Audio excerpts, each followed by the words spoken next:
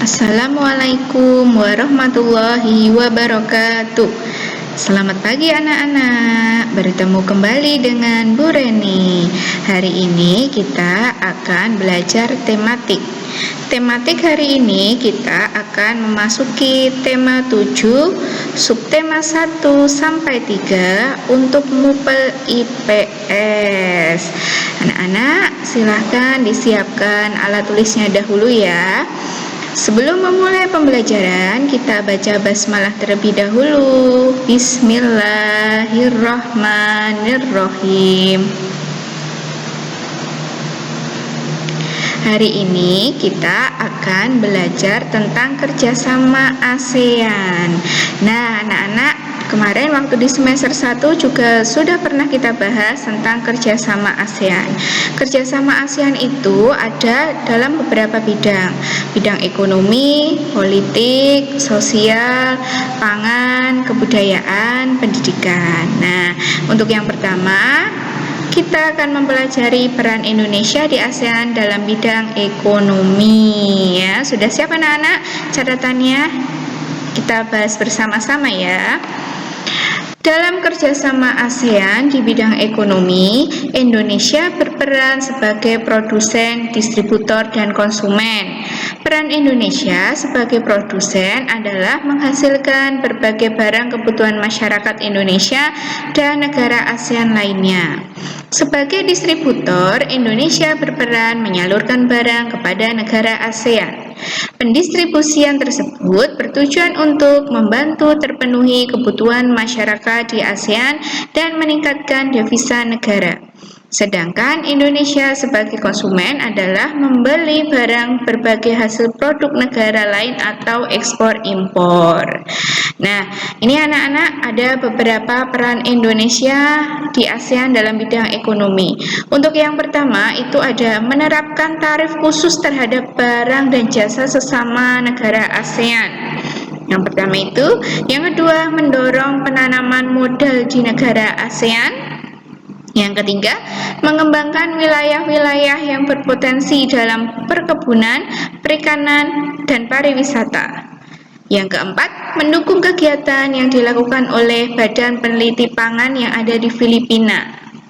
Yang kelima, mendirikan proyek industri yang dikelola bersama, yaitu pabrik pupuk urea di Aceh dan di Malaysia. Itu ya anak-anak, itu peran Indonesia ketika di bidang ekonomi. Bu Reni lanjutkan.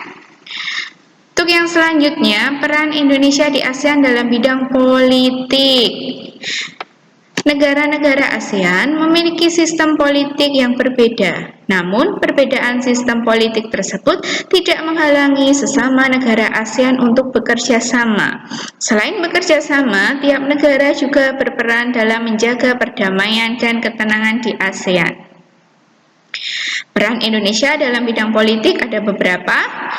Yang pertama itu menggagas dibentuknya komunitas keamanan ASEAN untuk menanggulangi tindak kejahatan dan terorisme. Yang kedua, membantu perdamaian negara konflik.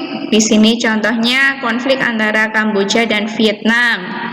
Yang ketiga, melaksanakan Jakarta Informal Meeting yang bertujuan mendamaikan pihak yang berkonflik di Kamboja. Yang keempat, menjunjung asas demokrasi dan mengusulkan pembentukan Badan HAM ASEAN ya, karena kan asas kita demokrasi, jadi berusaha untuk berdemokrasi ketika ada di ASEAN sana. Boleh lanjutkan? Yang selanjutnya, peran Indonesia di ASEAN dalam bidang pendidikan. Banyak program yang dilakukan oleh negara-negara ASEAN sebagai bentuk kerjasama dalam bidang pendidikan. Salah satunya yaitu pertukaran guru dan pelajar. Selain pertukaran guru dan pelajar, negara-negara ASEAN juga melakukan beberapa kerjasama yang memiliki fungsi dan peran sebagai berikut.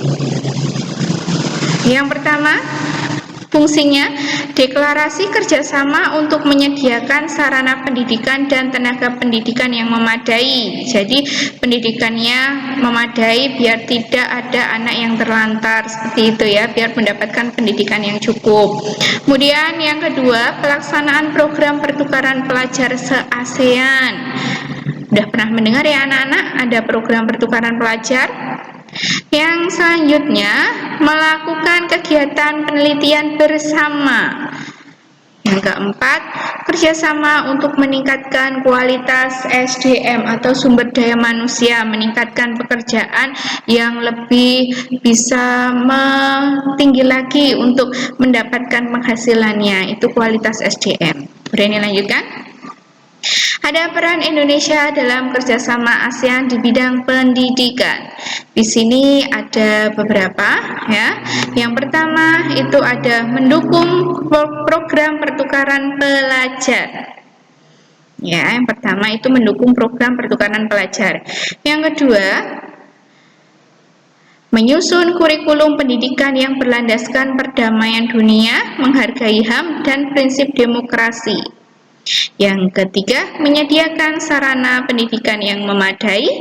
Yang keempat, kerjasama untuk mengembangkan iptek yang dimiliki. Itu ya peran, kalau tadi fungsi, kalau ini perannya. Kemudian dilanjutkan, kerjasama Indonesia dan negara ASEAN di bidang sosial dan budaya.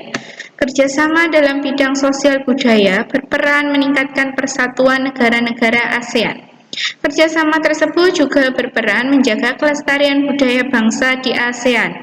Contoh kerjasama di bidang sosial budaya sebagai berikut. Yang pertama, meningkatkan kesejahteraan dan perlindungan sosial di kawasan ASEAN. Yang kedua, pertukaran pemuda dan pelajar antar negara ASEAN yang memiliki kesempatan untuk mempelajari budaya negara setempat.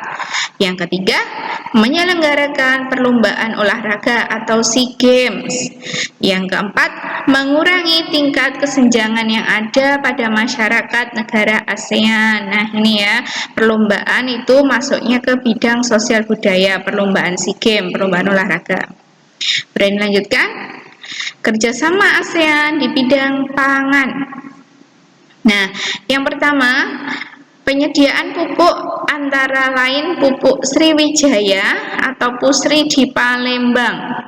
Yang kedua, didirikan IRR atau International Rice Research Institute di Filipina untuk penelitian ketahanan pangan.